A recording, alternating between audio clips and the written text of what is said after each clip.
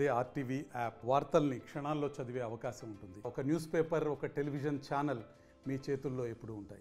గచ్చిబౌలిలో విషాదకర ఘటన చోటు చేసుకుంది. సంపులో పడి ఓ వ్యక్తి దుర్మరణం పాలయ్యాడని చెప్పుకోవాలి. అది హాస్టల్లో మృతి చెందడం ఇప్పుడు ఒక్కసారిగా షాక్కి గురి చేస్తుంది. ముఖ్యంగా ఎంతోమంది బతుకు తెరువు కోసం లేకపోతే తమ ఉన్నత చదువుల కోసం హైదరాబాద్ వస్తూ ఉంటారు. కానీ హాస్టల్లో ఉండి చదువుకునే వాళ్ళు ఉంటారు, ఉద్యోగం చేస్తున్న వాళ్ళు ఉంటారు. కానీ ఇలా హఠాత్తుగా సంపులో పడి దుర్మరణం పాలవడం అందరినీ ఒక్కసారిగా షాక్కి గురి చేస్తుంది. ప్రెసెంట్ ఎక్కడైతే నేను ఈ ఘటన జరిగిందో అదే స్పాట్లో ఉన్నాను. ఒక్కసారి నేను మీకు చూపించే ప్రయత్నం చేస్తున్నాను. ఎందుకంటే ఇదే హాస్టల్ మీరు చూడండి, షణ్ముఖ్ మెన్స్ హాస్టల్ అని చెప్పి ఇక్కడ ఉంది గచ్చిబౌలిలో, అంజయ్య నగర్కి సంబంధించి. సో అన్నిటికన్నా ముందు ఆ విజువల్ ఎక్కడ రికార్డ్ అయిందని మీకు చూపించే ప్రయత్నం చేస్తున్నాను. ఒక్కసారి అక్కడ మీరు కనుక షో చేస్తే ఆ కెమెరాని అసలు నేను ఘటన ఎలా జరిగిందనేది చూపించే ప్రయత్నం చేసింది. ఒక్కసారి మీరు చూస్తే కనుక ఇక్కడి నుంచి ఎంటర్ అయితే కనుక మీరు విజువల్లో పర్ఫెక్ట్గా చూస్తుంటే కనుక, ఎందుకంటే ఇలా డోర్ ఓపెన్ చేసిన తర్వాత ఇలా డోర్ ఓపెన్ చేసుకొని ఇలా మీరు చూస్తుంటే రైట్ లెగ్ లోపలికి వెళ్ళింది. సో లెఫ్ట్ లెగ్ నేను ఇంకా లైక్ ఎలా అంటే డోర్ క్లోజ్ చేశాడు. ఇలా డోర్ క్లోజ్ చేసిన తర్వాత ఈ రైట్ లెగ్ వచ్చేసి ఫస్ట్ పడింది. ఆ తర్వాత తన వ్యూ మీరు చూస్తే కనుక ఇలా ఉండింది. చేతిలో అరటిపళ్ళ సంచి మనకు కనిపిస్తోంది. ఆ రెండో లెగ్ కరెక్ట్గా సంపు మీద పడింది. ఇదే ఆ సంపుకి సంబంధించి మీరు చూస్తున్నారు. ప్రస్తుతం క్లోజ్లో ఉంది. ఒకసారి నేను మీకు ఓపెన్ చేసి చూపించే ప్రయత్నం చేస్తున్నాను. ఆఫ్టర్ ద మనం క్లోజ్ చేసేద్దాం. ఈ సంపుకి సంబంధించి ఒకసారి చూసే ప్రయత్నం చేద్దాం. నిన్న ఇది ఇలాగే ఉండింది ఇది. అయితే ఈ మూత ఏదైతే ఉందో అది అక్కడున్న పరిస్థితి. సో ఇక్కడ చెప్తుంది ఏంటంటే వాళ్ళు నీళ్లు పట్టుకోవడం కోసం ఈ సంపుని ఓపెన్ చేస్తారని చెప్తున్నారు వాళ్ళు. సో ఒక్కసారి ఆ సంపు మీరు చూసే ప్రయత్నం చేస్తే కనుక దాదాపు మనకి తెలుస్తుంది ఏంటంటే దాదాపు మహా అయితే 8 నుంచి 10 అడుగులు 8 అడుగులు ఉంటుంది. 8 అంతే, దాదాపు 8 అడుగులు మాత్రమే ఉండే పరిస్థితి. అయితే దీనికి వెడల్పు ఎక్కువ, ఇంతవరకు ఉండే అవకాశం ఉందనే మాట వినిపిస్తుంది అన్నమాట ఇదంతా. ఎందుకంటే మనం చూస్తూ ఉంటాం. సో ఒక్కసారి క్లోజ్ చేసే ప్రయత్నం చేస్తాను. బట్ అంతకన్నా ముందు ఒక్కసారి నేను మళ్ళీ జాఫర్ కెమెరాని చూపించే ప్రయత్నం చేస్తున్నారు. మీరు చూస్తే ఫస్ట్ ఫుట్ తనది ఇక్కడికి వచ్చిన తర్వాత ఇలా క్లోజ్ చేసిన తర్వాత ఫస్ట్ ఫుట్ ఇది. రెండోది ఆదమరిచి కనుక కాలేశాడు. ఆ దెబ్బకి ఇక్కడ మీరు చూస్తే కనుక ఫస్ట్ ఇక్కడ హిట్ అయినా మనకి ఆ సిచ్యువేషన్ మనం చూడొచ్చు. ఆ తర్వాత తను లోపలికి వెళ్ళిపోయాడు. ఆ సమయంలో గాయమైందన్న మాట వినిపిస్తోంది. అయితే ఇక్కడ వాళ్ళు ఏం చెప్తున్నారంటే కనుక అయిన తర్వాత మాకు శబ్దం వచ్చిన నేపథ్యంలో ఏం జరుగుతుందని చెప్పి మేము ఎంక్వైరీ చూసే ప్రయత్నం చేస్తాం. ఇక్కడ ఒక పళ్ళ సంచి కనిపించింది. అంటే ఏదో అబ్నార్మల్గా అనిపించింది, కానీ ఏంది అనేది మాకు కనిపించలేదు. ఆ ఫుటేజ్లో క్లియర్గా అర్థమవుతుంది మాకు. మా వాళ్ళు ప్రయత్నం చేశారు. ఎప్పుడైతే ఇక్కడ శబ్దం వచ్చింది తర్వాత కనిపించలేదు అని తెలిసిందో ఒకసారి మీకు ఇక్కడ ఇంకా క్లియర్గా చూపించే ప్రయత్నం చేస్తాను.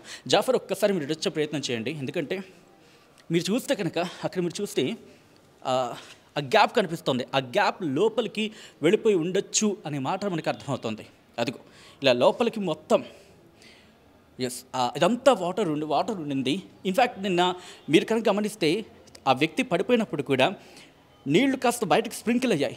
అంటే ఆ టైంకి వాటర్ ఉండింది.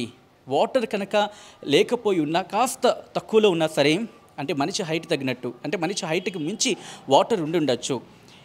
ఈ పైప్తోనే నేను వాటర్ పడుతున్న సందర్భం. ఇక్కడి నుంచి మీరు కరెక్ట్గా విజువల్ గమనిస్తే ఇక్కడి నుంచి ఇక్కడ ఈ ట్యాంక్ దగ్గర మనం విజువల్ చూడొచ్చు. Be careful. ఒకసారి క్లోజ్ చేసే ప్రయత్నం చేస్తున్నాను. ఎందుకంటే కనుక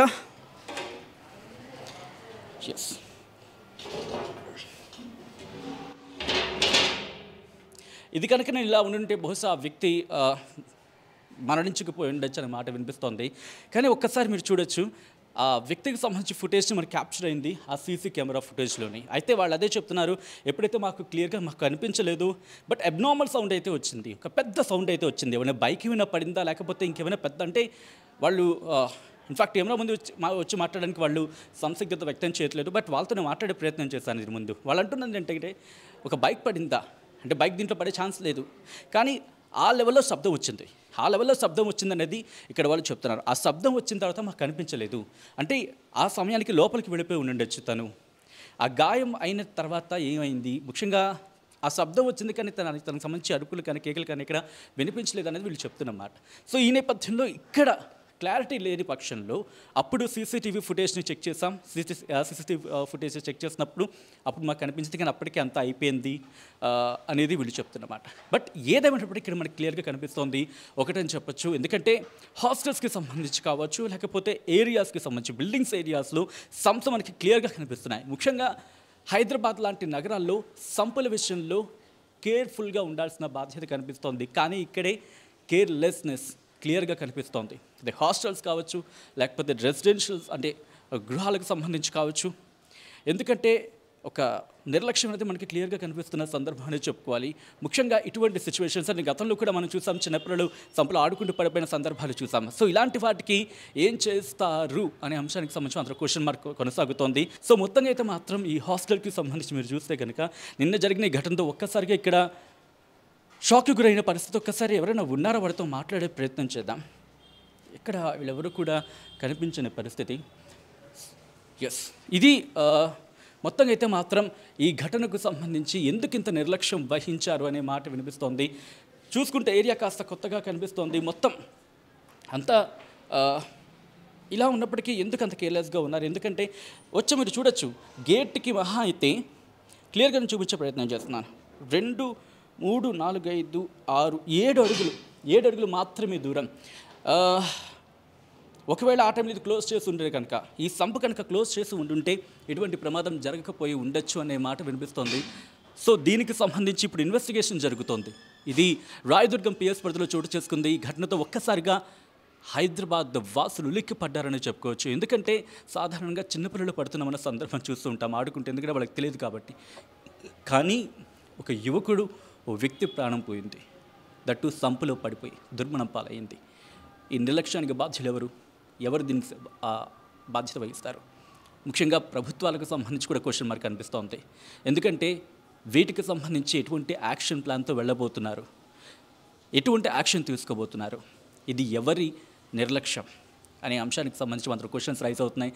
సో చూడాలి మరి ఈ ఘటనకు సంబంధించి ఎటువంటి సమాధానాలు వస్తాయో, ఎవరు ఎటువంటి సమాధానం ఇస్తారో. కానీ సంపు సాక్షిగా మరో నిండు ప్రాణం భాగ్యనగరంలో బలైపోయింది.